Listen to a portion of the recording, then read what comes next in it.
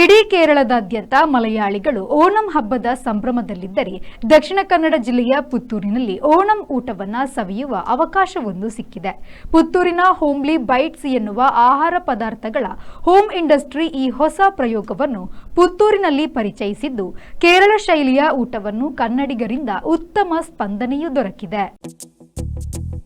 ಓಣಂನ್ನ ಕೇರಳೀಯರು ಜಾತಿ ಧರ್ಮ ಭೇದ ಮರೆತು ಆಚರಿಸುವ ಪ್ರಮುಖ ಹಬ್ಬ.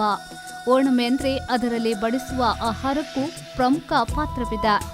ಓಣಂನಲ್ಲಿ ಬಡಿಸುವ ಊಟಕ್ಕೆ ಓಣಂ ಸದ್ಯ ಎಂದು ಕರೆಯಲಾಗ್ತದೆ. ಇದು ಬಾಳೆ ಎಲೆಯ ಮೇಲೆ ಬಡಿಸುವ ಒಂದು ಭವ್ಯವಾದ ಸಸ್ಯಾಹಾರಿ ಔತಣವಾಗಿದೆ. ಇದರಲ್ಲಿ ಅನ್ನ, ಸಾಂಬಾರು, ಅವಿಯಲ್, ಓಲನ್, ಉಪ್ಪಿನಕಾಯಿ, ರಸಂ, ಪಾಯಸಂ ಸೇರಿದಂತೆ 20ಕ್ಕೂ ಹೆಚ್ಚು ವಿವಿಧ ಖಾದ್ಯಗಳನ್ನು ಬಡಿಸಲಾಗ್ತಿದೆ.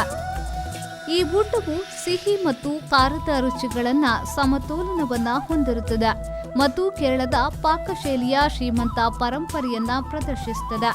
ಅತ್ತ ಕೇರಳದಲ್ಲಿ ಓಣಂ ಸಂಭ್ರಮವಿದ್ರೆ, ಇತ್ತ ಕೇರಳ ಗಡಿಯನ್ನ ಹಂಚಿಕೊಂಡಿರುವ ದಕ್ಷಿಣ ಕನ್ನಡ ಜಿಲ್ಲೆಯ ಪುತ್ತೂರಿನಲ್ಲಿ ಓಣಂ ಸದ್ಯದ ವ್ಯವಸ್ಥೆಯೊಂದು ಪಾಕಪ್ರಿಯರ ಗಮನ ಸೆಳೆದಿದೆ. ಪುತ್ತೂರಿನಲ್ಲಿ ಹೋಮ್ಲಿ ಬೈಟ್ಸ್ ಅಂತ ಹೇಳಿ ಒಂದು ಫುಡ್ ರಿಲೇಟೆಡ್ ಹೋಮ್ ಇಂಡಸ್ಟ್ರಿ ಒಂದು 2 ವರ್ಷದಿಂದ ನಡೀತಾ ಇದೆ. ಅದರ ಒಂದು ಸಣ್ಣ ಕನಸಿನ ಕೂಸು ಇವತ್ತಿನ ಓಣಂ ಊಟ ಅಂತ ಹೇಳುವಂಥದ್ದು. ಒಂದು 10 ದಿನ ಹಿಂದೆ ನಾವು ಹೀಗೆ ಮನೆಯಲ್ಲೇ ಕೂತು ಮಾತಾಡುವಾಗ ಪುತ್ತೂರಿನಲ್ಲಿ ಒಂದಷ್ಟು ಮಲಯಾಳಿಗಳು ಇದ್ದಾರೆ ಅಥವಾ ಮಲಯಾಳ ಟಚ್ ಇರುವವರು ಇದ್ದಾರೆ. ಅವರಿಗೆಲ್ಲೋಸ್ಕರ ನಾವೊಂದು ಓಣಂ ಊಟ, ಹಬ್ಬದ ಊಟವನ್ನು ತಯಾರಿ ಮಾಡಿದರೆ ಹೇಗೆ ಅಂತೇಳಿ ಒಂದು ಯೋಚನೆ ನಮ್ಮೊಳಗೆ ಬಂತು. ಹಾಗೆ ನಾವೊಂದು ಅಷ್ಟು ಫ್ಯಾಮಿಲಿ ಮೆಂಬರ್ಸ್ಗಳೇ ಸೇರಿಕೊಂಡು ಆಯೋಜನೆ ಮಾಡಿದಂಥ ಹೋಮ್ಲಿ ಬೈಟ್ಸ್ನ ಬ್ಯಾನರ್ ನಂಡನ್ನಲ್ಲಿ ಆಯೋಜನೆ ಮಾಡಿದಂಥ ಒಂದು ಕಾರ್ಯಕ್ರಮ ಇವತ್ತಿನದ್ದು.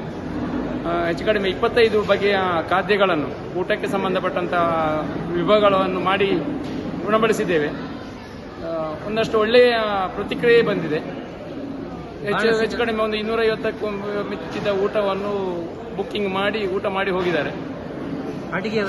ಅಡಿಗೆಯವರು ನಾವು ಹೆಚ್ಚು ಕಡಿಮೆ ನಮ್ಮ ಸಹಕಾರದೊಂದಿಗೆ ಕೇರಳದವರೇ ಆದ ಒಬ್ಬರು ಕಾಂಜಂಗಾಡಿಯಿಂದ ನಮಗೆ ಅದಕ್ಕೆ ಕೇರಳದ ಅಡಿಗೆಯವರೇ ಬೇಕು ಅಂತ ಹೇಳಿ ನಮ್ಮವರನ್ನೇ ಒಬ್ಬರನ್ನ ಕರೆಸಿದ್ದೇವೆ. ಅವರು ಬಂದು ನಮಗೆ ಬೇಕಾದಂಥ ಸಲಹೆಗಳು ಕೊಟ್ಟು ಅವರು ಅಡಿಗೆಯನ್ನು ಪೂರ್ಣಗೊಳಿಸಿ ಮಾಡಿದ್ದಾರೆ, ಸಹಕಾರ ಕೊಟ್ಟಿದ್ದಾರೆ. ಹೀಗೆ ಊಟ ಮಾಡಿ ಕೂಪನ್ ಬುಕ್ ಮಾಡಿ ಬಂದು ಊಟ ಮಾಡಿದ ಎಲ್ಲರಿಗೂ ಧನ್ಯವಾದಗಳು. ನಾನು ಸತೀಶ್ ಅಂತ ಹೇಳಿ ವಿವೇಕಾನಂದ ಇಂಜಿನಿಯರಿಂಗ್ ಕಾಲೇಜಿನಲ್ಲಿ ಉದ್ಯೋಗಿಯಾಗಿದ್ದೇನೆ. ನಮ್ಮ ಫ್ಯಾಮಿಲಿ ಇದೆ, ನನ್ನ ತಂಗಿ ರನ್ ಮಾಡ್ತಾ ಇರುವಂತ ಫುಡ್ ಇದು ಹೋಮ್ಲಿ ಬೈಟ್ಸ್ ಅಂತ ಹೇಳಿ ರೆಗ್ಯುಲರ್ ಆಗಿ ರನ್ನಿಂಗ್ ಅಲ್ಲಿ ಇರ್ತದೆ. ಅದು ಹೋಮ್ಲಿ ಬೈಟ್ಸ್ ಎನ್ನುವ ಪಾಕಶಾಲೆ ಪ್ರವೀಣರ ತಂಡ ಈ ಹೊಸ ಪ್ರಯೋಗವನ್ನ ಮಾಡಿದ್ದು, ಈ ಪ್ರಯತ್ನಕ್ಕೆ ಉತ್ತಮ ಸ್ಪಂದನೆಯೂ ದೊರೆತಿದೆ. ಕೇರಳ ಗಡಿಯನ್ನ ಹಂಚಿಕೊಂಡಿರುವ ಪುತ್ತೂರಿನಲ್ಲಿರುವ ಮಲಯಾಳಿಗಳು ಮತ್ತು ಮಲಯಾಳಂನ ಟಚ್ ಇರುವ ಜನರನ್ನ ಒಟ್ಟುಗೂಡಿಸಿ ಮತ್ತು ಕನ್ನಡಿಗರಿಗೆ ಓಣಂ ಸದ್ಯದ ಸವಿ ಉಣಬಡಿಸಬೇಕು ಎನ್ನುವ ಉದ್ದೇಶದಿಂದ ಈ ವಿಶಿಷ್ಟ ಊಟದ ವ್ಯವಸ್ಥೆಯನ್ನ ಮಾಡಲಾಗಿದೆ. ಸುಮಾರು 25ಕ್ಕೂ ಮಿಕ್ಕಿದ ಐಟಂಗಳನ್ನು ಬಡಿಸಲಾಗಿದ್ದು, ಅನ್ನ, ಬೀಟ್ರೂಟ್, ಸಾಸಿವೆ, ಹಾಗಲಕಾಯಿ ಸಾಸಿವೆ, ಪಲ್ಯ, ಪುಳಿಯಂಚಿ, ಅವಿಲು, ಸಾಂಬಾರು, ಕೂಟುಕರಿ, ಕಾಳನ್, ಓಲನ್ ಇತ್ಯಾದಿ ಓಣಂ ಸದ್ಯದಲ್ಲಿದ್ದ ಐಟಂಗಳಾಗಿವೆ. ಓಣಂ ಊಟವನ್ನ ಭರ್ಜರಿಯಾಗಿ ಸವಿದ ಜನ ಫುಲ್ ಖುಷಿಯಾಗಿದ್ದಾರೆ. ಅಸುರ ರಾಜನಾದ ಮಹಾಬಲಿಯು ಕೇರಳ ರಾಜ್ಯವನ್ನ ಒಂದು ಸಮಯದಲ್ಲಿ ಆಳುತ್ತಿರುವಂಥ ಕಾಲ. ಆದರೆ ಅಸುರ ರಾಜನಾದ ಕಾರಣ ಅವನ ಶಕ್ತಿಯನ್ನು ಕಂಡು ಮುಂದೆ ನಮಗೆ ಅಪಾಯ ಬರಬಹುದು ಅಂತೇಳಿ ವಿಷ್ಣು ವಾಮನ ರೂಪದಲ್ಲಿ ಬಂದು ಮಹಾಬಲಿಯ ಮಸ್ತಕದ ಮೇಲೆ ತನ್ನ ಪಾದವನ್ನಿಟ್ಟು ಪಾತಾಳಕ್ಕೆ ತಳ್ಳುವಂಥ ಸಂದರ್ಭದಲ್ಲಿ ಮಹಾಬಲಿಯು ವಿಷ್ಣುವಿನಲ್ಲಿ ಒಂದು ಭಿನ್ನಹವನ್ನು ಮಾಡ್ತಾನೆ. ಏನು ಅಂತ ಹೇಳಿದರೆ, ವರ್ಷಕ್ಕೊಮ್ಮೆ ನನಗೆ ಬಂದು ನನ್ನ ಪ್ರಜೆಗಳನ್ನು ನೋಡುವಂಥ ಸೌಭಾಗ್ಯವನ್ನು ನನಗೆ ಕರುಣಿಸಬೇಕು ಅಂತೇಳಿ ಹೇಳ್ತಾನೆ. ಅದಕ್ಕೆ ಮಹಾವಿಷ್ಣು ತಥಾಸ್ತು ಅಂತ ಹೇಳಿ ಅವನನ್ನು ಪಾತಾಳಕ್ಕೆ ತಳ್ಳುವಂಥ ಕೆಲಸ ಕಾರ್ಯವನ್ನು ಮಾಡ್ತಾರೆ. ಆ ಒಂದು ದ್ಯೋತಕದ ಸಂದರ್ಭದಲ್ಲಿ ಅದರ ಅಂಗವಾಗಿ ವರ್ಷಕ್ಕೊಮ್ಮೆ ಕೇರಳದಲ್ಲಿ ಓಣಮನ್ನು ಎಲ್ಲ ಮಲಯಾಳಿಗಳು ಮತ್ತು ನಮ್ಮ ಈ ಭಾಗದ ಜನರು ಆಚರಿಸುವಂಥ ಒಂದು ಶುಭ ದಿನ ಇವತ್ತಾಗಿದೆ.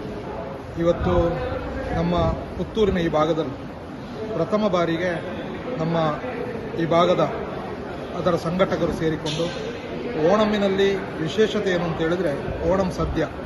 ಆ ಓಣಂ ಸದ್ಯವನ್ನು ಇವತ್ತು ಪುತ್ತೂರಿನಲ್ಲೂ ಪರಿಚಯಿಸುವಂಥ ಕೆಲಸ ಕಾರ್ಯವನ್ನು ಸಂಘಟಕರು ಮಾಡಿದ್ದಾರೆ.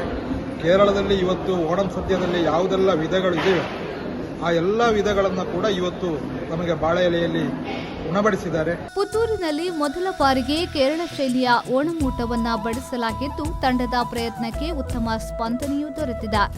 ಪ್ರವೀಣ್, ವಿ4 ನ್ಯೂಸ್, ಪುತ್ತೂರು.